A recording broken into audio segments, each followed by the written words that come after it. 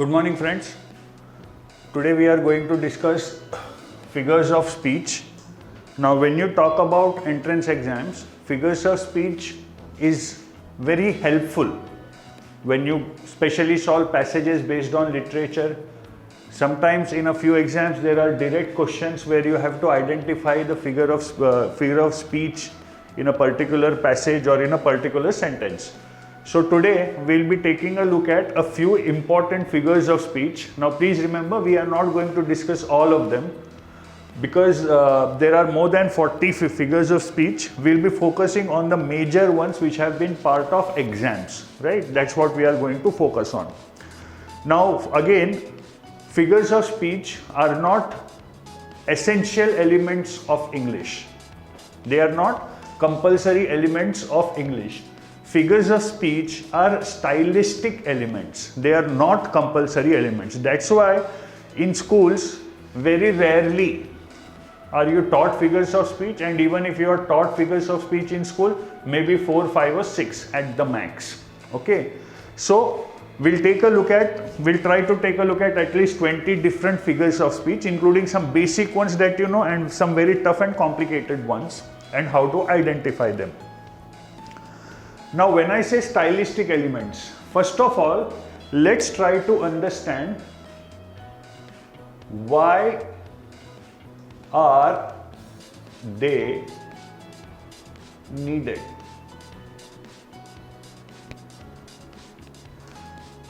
Is it not possible to write without figures of speech? Of course, it is possible to write without using figures of speech, but then unfortunately nobody would read it. That's the problem.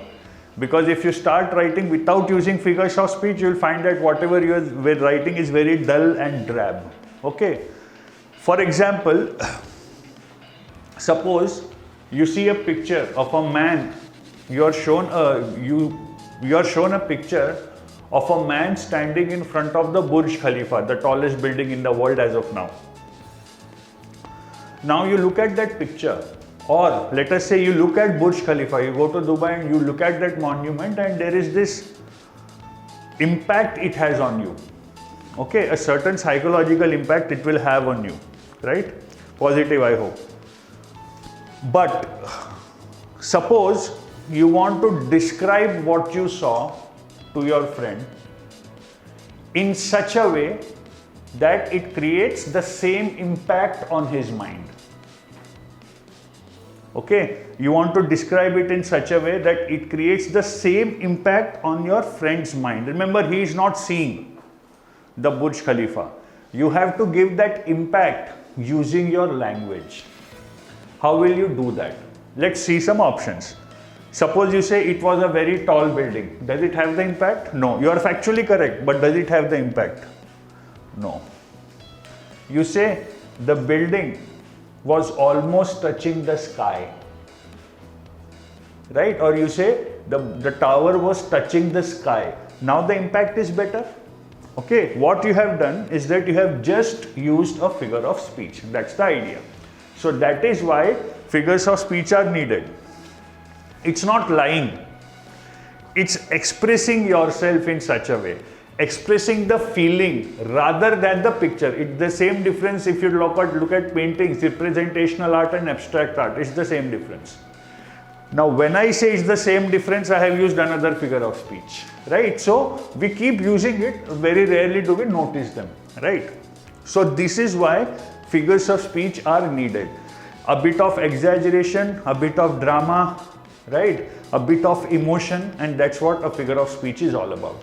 Okay, so let us see. Let's first look at the basic 4 figures of speech which is usually taught. You have simile, metaphor, alliteration, and personification. Simile, metaphor, alliteration, and personification. These are the 4 basic figures of speech that are taught. What is a simile? You have 2 entities and you are comparing them. He fought like a lion. He ate like a pig. He is as happy as a lark. The expenditure was as ostentatious as a peacock's feathers. So there are two distinct entities and you are comparing them. Okay, that is simile. In metaphor, you fuse both the elements together. You give the property of one element to the other. That's a metaphor. For example, instead of saying Abhimanyu fought like a lion, you are saying Abhimanyu was a lion in the fight. Abhimanyu was a lion in the fight. It's not the size of the dog in the fight, it's the size of the fight in the dog. ये एक अलग figure of speech है. इस पे आएंगे बाद में. Okay? So when you say he was a lion, it's a metaphor. When you say he fought like a lion, it's a simile. Okay? Alliteration. Alliteration is when in a sentence the first syllable of a word is repeated in another word. Or if I can say it like this, more than one word in a sentence begins with the same syllable, with the same sound. That's called an alliteration. Right? For example, you must have heard that Betty bought some butter, but the butter was bitter. So it's a classic case of alliteration. Right? Again, as I said, it's the impact that it creates, and that is why figures of speech are important. For example, I show you there is a young lady walking down the street. The street is completely empty. Right? Not a sound to be heard. Okay? अब इसको dramatically describe करना है तो मैं कैसे करूँगा? I'll say, rather than saying that the girl was walking alone in the night on the street and everybody was silent, there was not a single sound. What I'll say is, the swish of a skirt in the serenity was the only sound that was audible. I'll repeat, the swish of a skirt in the serenity was the only sound that was audible, and suddenly I have created drama. Why is there a drama in this sentence? Try to think of it. Because I have used so many words which are starting with S. Got the idea? So that is an alliteration. And what is personification? When something which does not have life, something which is non-living, you give it the characteristics of a person. You personify it. That's personification. The king died after a long struggle with illness. Simple sentence. After a long struggle with illness, death finally laid its icy cold hand on the king. एकदम से drama आ गया. Pneumonia ravaged the colony. There was a stranger called Dr. Mr. Pneumonia who walked through the colony and touched everybody with his bare hands. Impact, drama. मैंने दोनों sentences में same चीज बोली है. Okay, so this is called personification. Okay, so these are the 4 basic figures of speech that are taught in schools. Okay, now let's take up some figures of speech which have got something to do with opposites. Okay, let's start with something called as an oxymoron. The figures of speech in the contradiction categories are oxymoron, antithesis, okay, oxymoron and antithesis, very important. Then of course you have a figure of speech called a paradox. Okay, highly misunderstood things. You have something called irony. Sarcasm is not a figure of speech, but some people use sarcasm as a figure of speech, so we'll say sarcasm also. Now these 5 figures of speech have something to do with opposites and contradictions. Okay, oxymoron is 2 opposite words placed side by side. Two words with opposite meanings placed side by side. For example, I just used same difference, right? Open secret. When you say it's an open secret, when you say, how will you define open secret? This is information which should not be known to all but is known to all. मजा नहीं आया. It's an open secret. मजा आ गया इसमें. Drama create हुआ ना. Open secret. Okay. He is regularly irregular in the classes. He is regularly irregular in the classes. So these are oxymorons. Oxymoron is restricted to two words with opposite meanings placed side by side. Two words with opposite meanings placed side by side. That's an oxymoron. When you go to antithesis, you have two opposite ideas.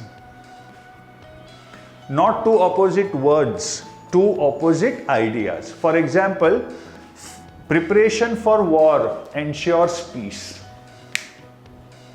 Preparation for war ensures peace. Got the idea? In one part of the sentence, I am talking about preparing for war. In the other part of sentence, I am talking about ensuring peace. Preparation for war ensures peace. That is an antithesis. Okay. A paradox is a sentence which is a logical impossibility. This is the true definition of paradox. A logical impossibility. Logically ऐसा हो ही नहीं सकता. Logically ऐसा हो ही नहीं सकता. Let's take the statement, I always lie. This is one of the most famous paradoxes. I always lie.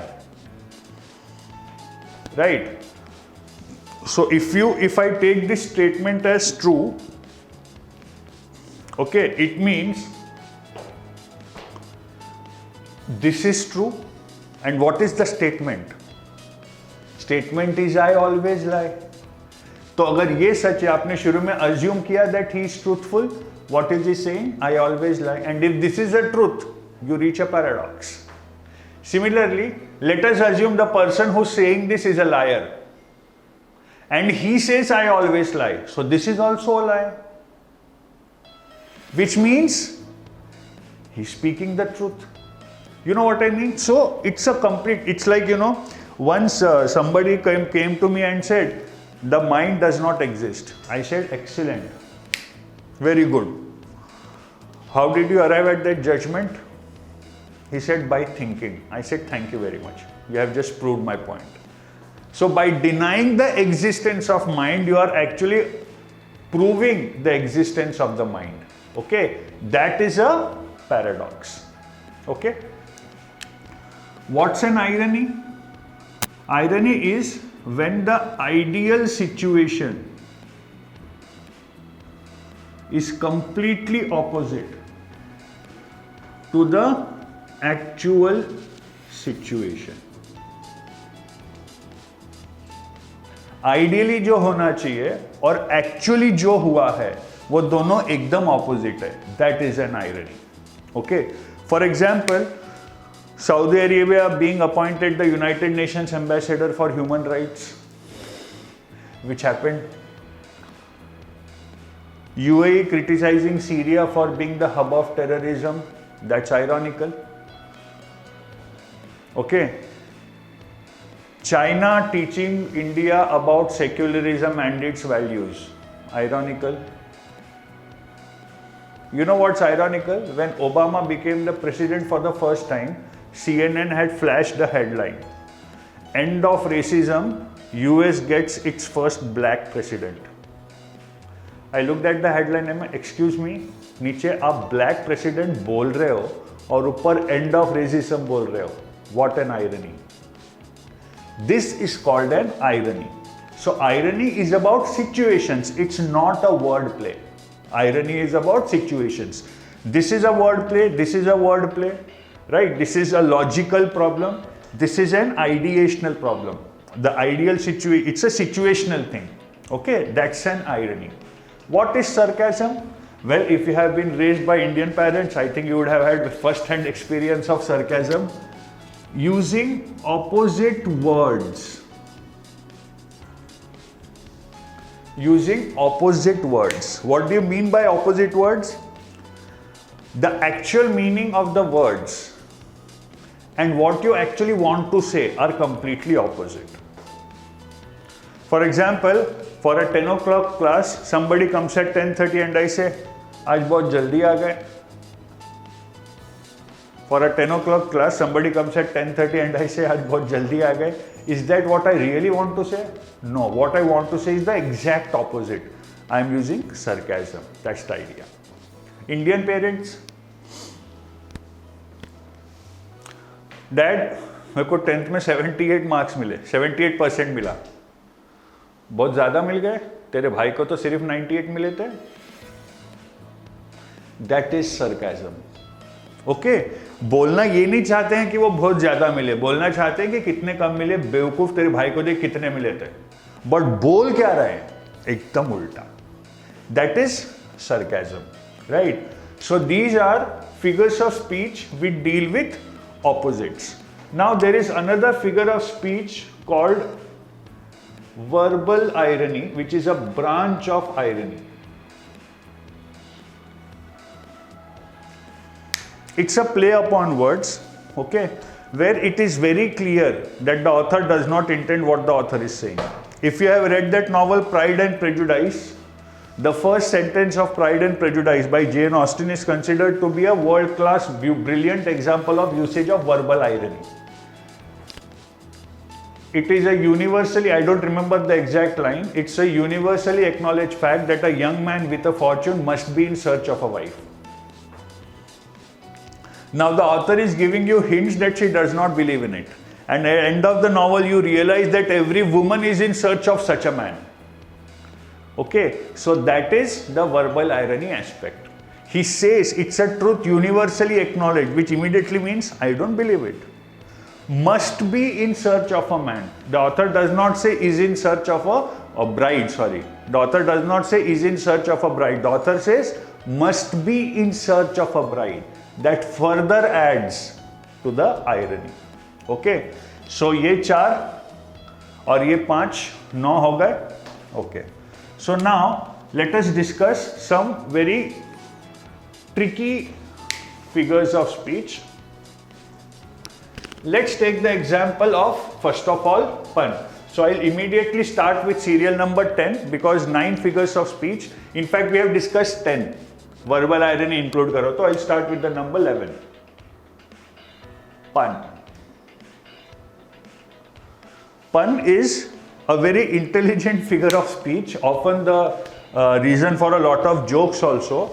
You use a word and the word that you use is capable of more than one meaning. For example, marriage is not a word, it's a sentence. Marriage is not a word, it's a sentence. Now what do I mean by this? Sentence is also used for punishment. He was given the death sentence. He was sentenced to 14 years in prison. Okay, so marriage is not a word, it's a sentence. So in the second part, when I say the word sentence, I actually mean punishment.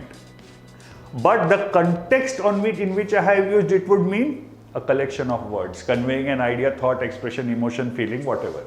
So that is called a pun. Okay, very, very, very difficult to understand. इसलिए काफी लोग when they write these things bracket में pun intended लिखते हैं, which according to me takes away all the fun, but that's okay. Sometimes a pun is created due to a context. For example, you say he told me some fishy stories. There is no pun there. Fishy का मतलब है queer or mysterious. But you had a background. I met a fisherman yesterday. He told me some fishy stories. Now, because I have added a context, the word fishy can mean queer or mysterious. The word fishy can also mean pertaining to fishes, about fishes. Okay, so that is pun, very classic figure of speech. Then you have a figure of speech called anaphora. What is anaphora?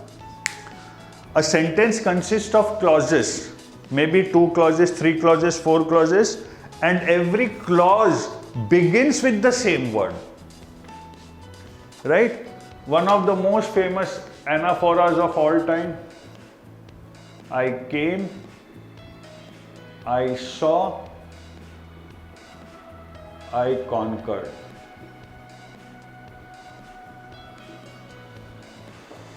Right? This sentence has 3 clauses. Every clause is starting with I. I came, I saw, I conquered. Okay? This is an anaphora. Right? Many such examples impact. Otherwise, what will you say? I came, saw, and conquered. Drama, impact. I came, I saw, I conquered. Impact. Clear? तो याद रखने पूरे stylistic elements हैं. Then you have something called as a hyperbole or hyperbole. Exaggeration. Okay तो एक दिन मेरे को चोट लगी थी, एक तो सी खरोच आई थी, मैं सिंपैथी गेन करने के लिए रोते रोते घर पे गया and my mom said I have told you a million times don't exaggerate. Now there are so many figures of speech in this. When you say I have told you a million times, you are already exaggerating, and then you say don't exaggerate. How does that work? I don't know. So that's a hyperbole. Okay, exaggeration. Like the building was touching the sky. If you remember the first sentence that I had given to you, that is also hyperbole, exaggeration, hyperbole. Then you have something called as a tautology. Tautology is when an idea is repeated using a different word. When an idea is repeated using a different word. There she stood all alone in the field with no one to talk to, singing to herself and nobody to listen to. ये sentence में मैंने 4 बार बता दिया कि वो अकेली है. Okay, these 2 lines are somehow there is a poem by William Wordsworth, The Solitary Reaper. It's a classic example of what is a tautology. पहले 2 लाइन मैंने अपने मेमोरी से बोले, these are not the exact lines of the poem, but to that effect. And the poem is called The Solitary Reaper. You are already telling me that she is standing in a field and she is alone. And then again you say it 4 times in the first line. That's why after reading that poem, somebody commented that Wordsworth writes worthless words. But that's tautology, to increase the dramatic impact of loneliness. Okay, that is tautology. Then you have something called as synecdoche. Synecdoche. When you use a part for the whole, it's a synecdoche. For example, or whole for part works both ways. When I say India won the 2011 World Cup, I am using a synecdoche because it's not India. I am using whole for a part. It's the Indian cricket team that won the 2011 World Cup. But if I say the Indian cricket team won the 2011 World Cup, the impact is not that great, is it? So I'll say India win the World Cup as if it's a victory of the entire nation. Okay, that is synecdoche. Okay. Very similar to synecdoche, you have another figure of speech, metonymy. Metonymy. निम का मतलब आपको पता है, name, synonym, antonym, homonym, pseudonym, so many words with nym. So metonym or metonymy is when you use a different word to explain something different. For example, when I say Delhi is not accepting Beijing's proposals. Delhi is not accepting Beijing's proposals. The Indian government is not accepting proposals of the Chinese government, but I have replaced it. I said Delhi and Beijing. So here it is rather than saying the Indian government, I am using Delhi. So this is called a metonymy. Okay, this would be a metonymy. When I say the Pentagon for the United States Defense Department, it's a metonymy. Okay, then let's take up a few more, 4 or 5 more. You have a very interesting figure of speech called chiasmus. What is chiasmus? Again, a sentence has 2 parts. A sentence has 2 parts, okay? And in both the parts, the words are the same, the arrangement is different. For example, let me combine anaphora and chiasmus, okay? Politics is about the display of power. Politics is about the power of display. So when I say display of power and power of display, okay, I am using the same words, the arrangement has changed. When I start both with politics or government, then it becomes an anaphora because the first word of each clause is the same. That is chiasmus. John F. Kennedy famously said, ask not what your country can do for you, ask what you can do for your country. That's also a classic example of a chiasmus. And the greatest chiasmus of all time, a very wise advice that was given to the youth: never let a fool kiss you, never let a kiss fool you. Never let a fool kiss you, never let a kiss fool you. That's a classic example of a chiasmus. Okay, right. Then we have a simple figure of speech, onomatopoeia. Onomatopoeia. Onomato, spelling yaad nahi abhi, onomatopoeia.